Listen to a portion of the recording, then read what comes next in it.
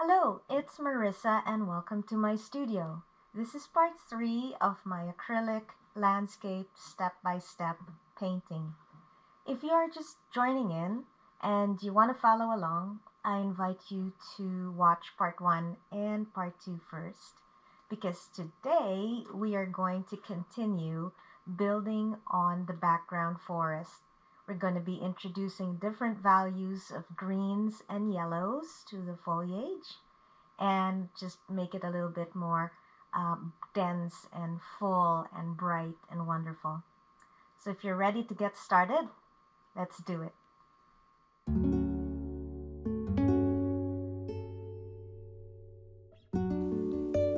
Let's start by combining equal amounts of ultramarine blue and burnt sienna to make a black. And then after that, we will mix in cadmium yellow medium. The two of them will make a warm olive green, and let's just put them on areas where it needs green leaves. Add a little bit of gel so you can double the amount, and then add a bit more yellow to your mix so that you have a brighter value. I'm using a 1/2 inch angle brush, and I'm just randomly dabbing it across the area where you see it needs greens. Dabbing pretty much is applying paint on and not having to move it around too much. Just apply it just with a dab and leave it. Then I'm adding a little bit of smaller branches behind the birch tree here on the right. And I just want to indicate that there are more trees in the distance. Just adding tinier branches. I'm still using the 1/4 inch brush, and I'm going in there with the black. Continue to add the greens where you think you may need it. And you can even add a little bit of the black to the green to have a different value, a darker value.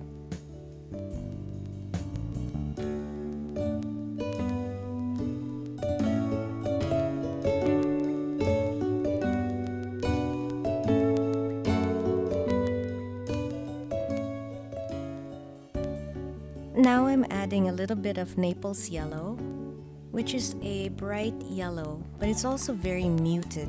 It's not as strong as the cadmium yellow. It has a little bit of titanium white in it, so it'll give you that yellow look, but very neutral, nothing too bright.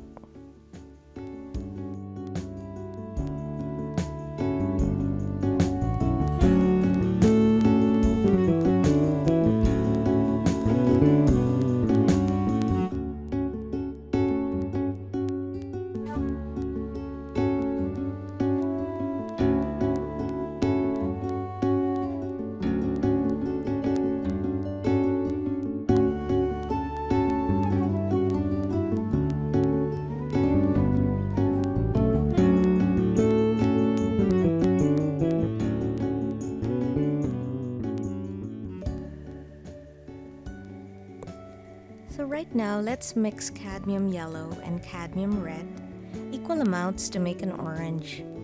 Sometimes it's okay to not mix your colors too much, so you can double load your brush with the two colors, which makes it more dramatic, makes it more interesting.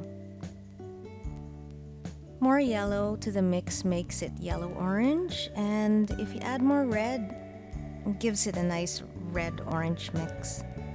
So enjoy this part because you can add different values of oranges.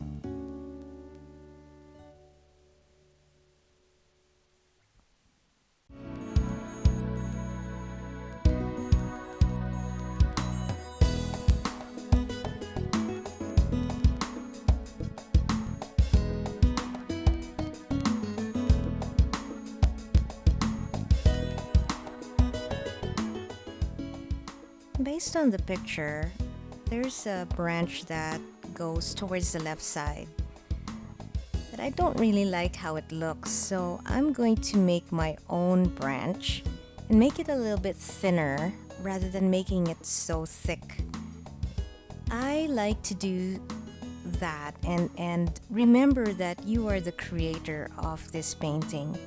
So if you choose to add or eliminate certain elements, feel free to do so.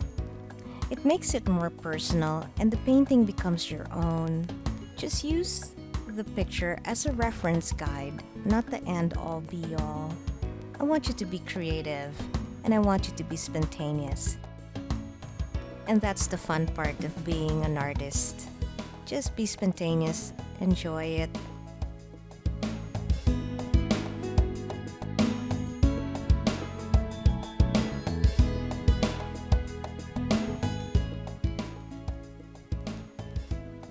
I'd like to bring in cadmium red plus black and reintroducing quinacridone magenta and black and just adding them to the maple leaves.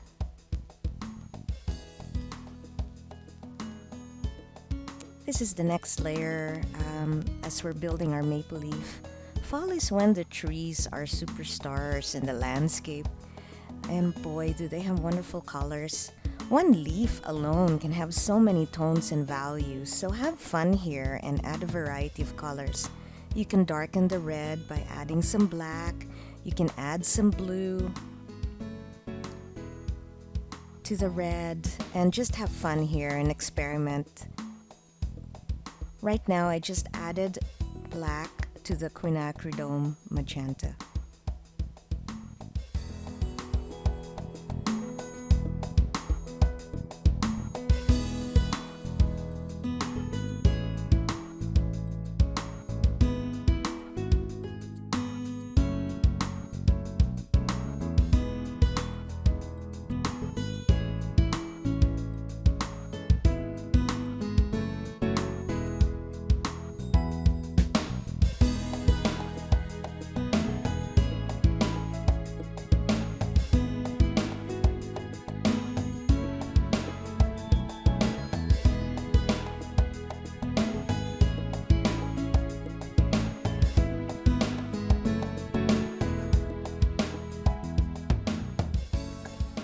So remember the orange we made earlier?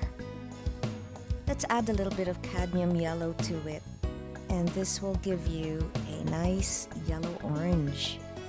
Let's add this as the next layer to the yellow leaves, and this will help achieve a nice golden glow. Now remember, it's not the last time we're gonna layer here. As you can see, the painting takes quite a few layers. And there's a lot of back and forth. And so this is why I mentioned earlier to not get attached to a color midway, because this can change.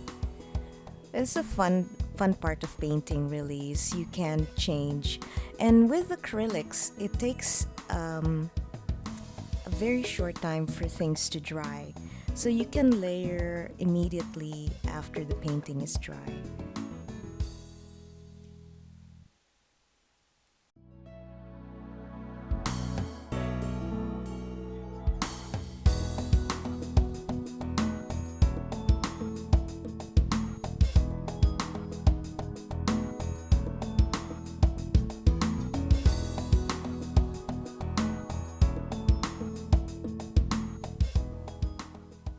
I'm glazing the same yellow-orange to the lower part of the foreground here.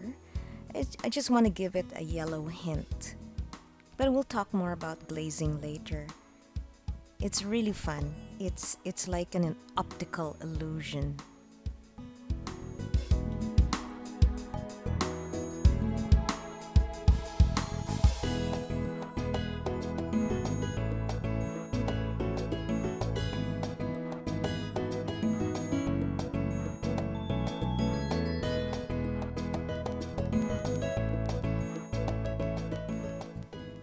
So now I've added cadmium yellow to my yellow-green mix that we did earlier.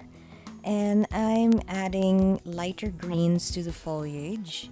Still dabbing, but using the tip of my brush this time so I can achieve a look of smaller leaves. It's up to you if you want to change your brush to any smaller brush that you may have at home, but I'm pretty happy with my 1/4 angled brush here.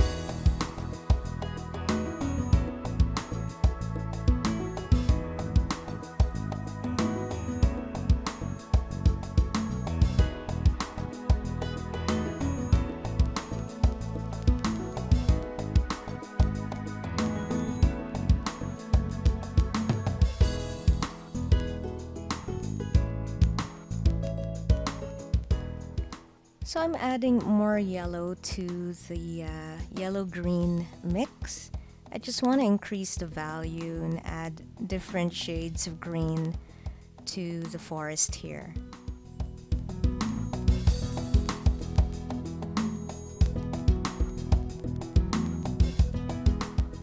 And boom! I just did a nice sweep with black. With my 1/2 synthetic brush. I just wanted to indicate that long branch that comes out from nowhere. If you look at the picture, it is quite substantial. And what I like about this long branch is it brings your eye back to the focal point, which is on the left side of the painting, which is that big birch. So your eye goes to the big birch first, and then it travels around the painting, and then this long sweeping branch just brings your eye back to the focal point again.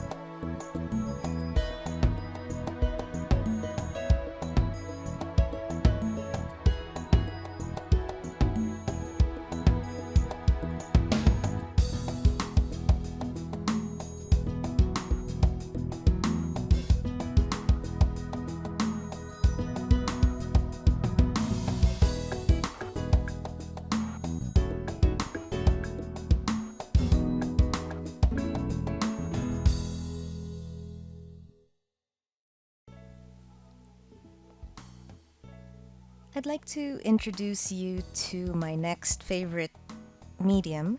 It's acrylic glazing liquid and in a gloss variety. I like the gloss because it is transparent. So I use this when I am applying thin layers of paint to either intensify the color or change the value or change the hue. And I like to glaze because it allows me to either dull down the color that's too intense, or I can intensify a color that was too dull. So it's like magic, and it's just so much fun. I like to glaze, and sometimes it can be a little bit over. Sometimes I glaze up to 10 times depending on what I'm doing. But remember to wait for your paint to dry first before you apply the next glaze.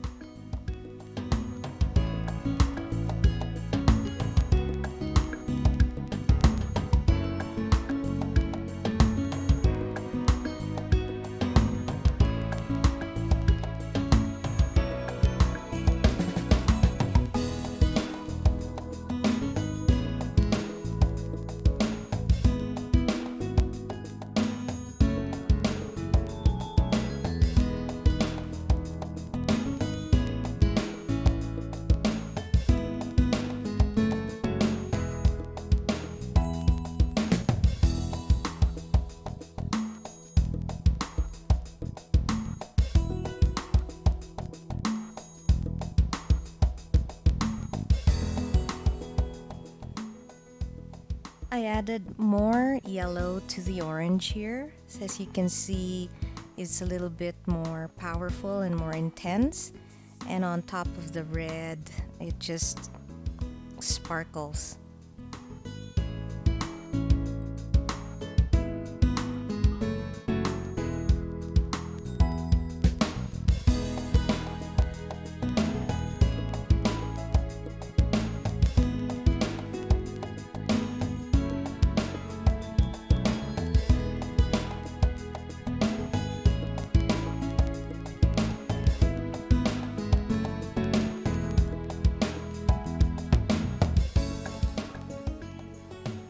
So I am adding raw sienna into areas in the birches where the yellows are moving into the browns. It is fall and the leaves are turning. And this is probably where we will end our session today. Part 4 is coming very, very soon, and I hope you are enjoying this painting. Thank you so much for joining me today, and if you have any questions, feel free to write your comments below. And if you know of anyone who may want to learn these techniques, please share. Don't forget to subscribe and ring that bell. Stay safe, stay healthy, and stay at home for healthcare workers. We'll see you in the next video. Sweet out!